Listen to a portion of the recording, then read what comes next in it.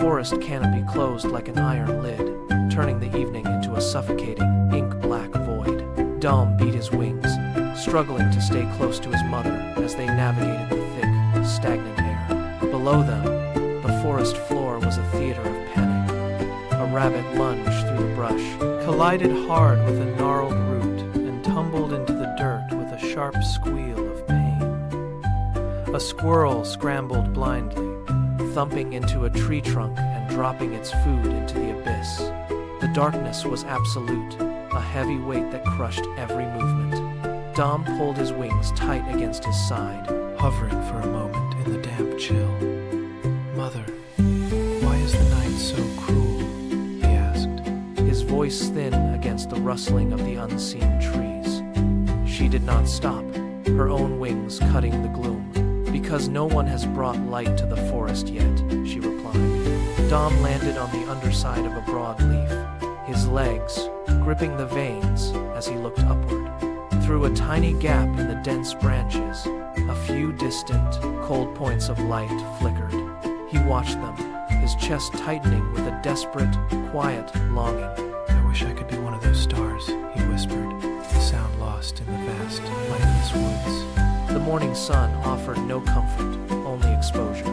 Dom practiced his flight, but his wings were erratic, his path jagged and uneven. As he banked toward a sunlit clearing, a squirrel perched on a low branch let out a harsh, chattering laugh. "You are too small to be of any use," the squirrel hissed, flicking its tail with disdain. A rabbit, chewing on a clover patch nearby, thumped its back foot against the earth. "Look at him," the rabbit added, its nose twitching in mockery. "You can barely fly straight, let alone shine. Stay on the ground where you belong." Dom banked sharply, his wings folding as he dropped toward a damp patch of moss. He bowed his head, the weight of their words pressing down on his frame. The forest seemed to grow louder with their ridicule. Then, the sound of air being displaced by heavy, slow wings silenced the clearing. An old owl descended, landing on a branch directly above Dom. The bird stared down with unblinking intensity. "Do not listen to them," the owl hooted, the sound vibrating through the bark. "Those with a kind heart always find a way to glow. It is not the size of the wings that matters, but the intent behind the flight." Dom looked up, the sting of the mockery fading as the owl's words took root in his mind. The shift in the air was instantaneous. The humidity thickened, and the temperature plummeted until the leaves rattled against one another like dry bone. Then, the first crack of thunder tore through the sky, shaking the very roots of the trees. Dom clung to his branch as the sky opened, dumping a torrent of water that turned the night into an impossible, ink-black abyss. Visibility vanished. The wind howled through the canopy, snapping twigs and whipping branches into a frenzy of motion. Dom pulled his wings tight against his body, shivering in the deluge. The forest was no longer a home. It was a trap of lashing rain and deafening noise. He pressed his face into the damp bark, trying to block out the violence of the gale, when a sound cut through the roar. It was sharp, thin, and desperate, a cry for help. Dom lifted his head, straining his ears over the sound of the downpour. A baby sparrow, separated from its nest, was flapping blindly, somewhere in the dark below. "Help! I cannot find my way!" the small voice shrieked, swallowed almost immediately by the wind. Dom looked down into the swirling, rain-slicked void.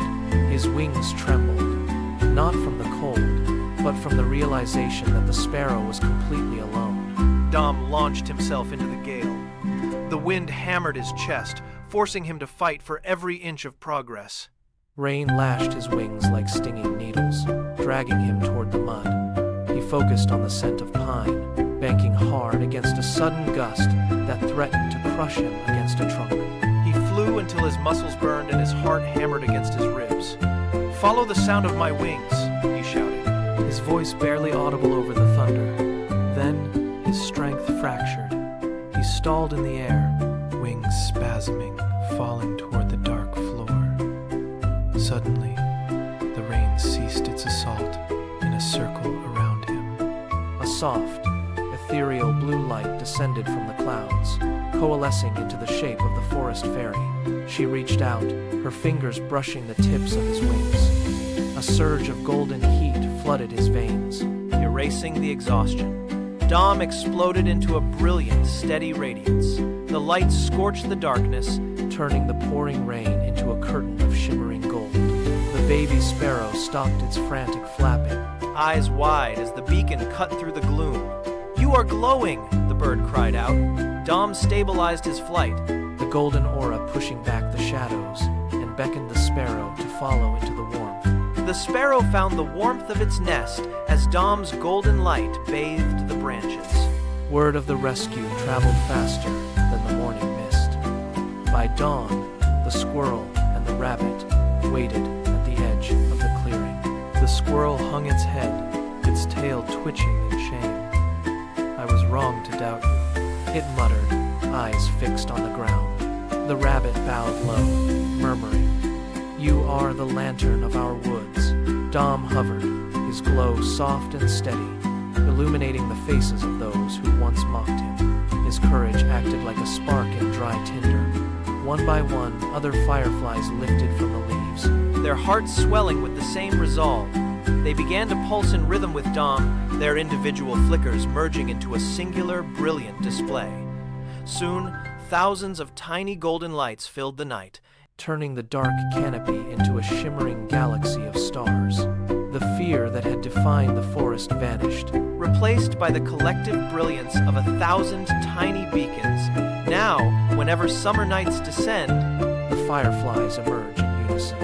Dom's light remains the guide, proof that true strength is not found in stature, but in a heart that chooses to shine for others when the